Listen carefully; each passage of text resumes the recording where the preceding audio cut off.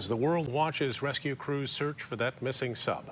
A businessman from Grand Rapids is holding out hope that an explorer that he used to work with will be found alive. News 8's Kyle Mitchell here now in studio with his concerns. Kyle?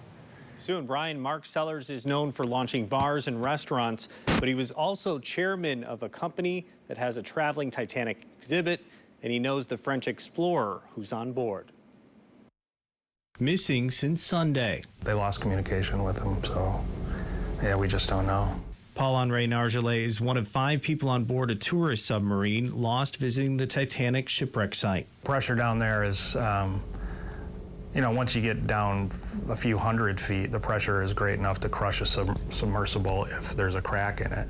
Grand Rapids businessman Mark Sellers, who owns Max's South Seas Hideaway, used to be the chairman of RMS Titanic Inc. that has salvage rights to the site and worked with Nargeolet on several occasions, who is known as Mr. Titanic. What Paul told me, it's one of the most amazing things that he's ever experienced in his life, going down. Sellers knows the challenges of finding the submersible. The company that I was involved with, RMS Titanic, had done, I believe, six dives to the wreck site at the time that I joined. There was another one that happened while I was part of that company.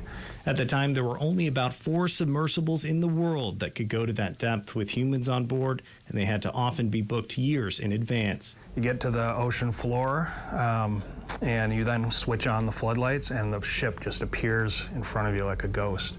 And then, you know, they would stay down there for 6 to 8 hours, and then another 2.5 hours to go back up. It's unclear exactly how they could be rescued if the submersible is located, and Sellers is trying to stay optimistic that Nargeolet and the 4 others on board will survive. He says the French explorer's passion and good nature was something that sticks with him. He was incredibly kind, good-natured, soft-spoken, and just a really sharp wit.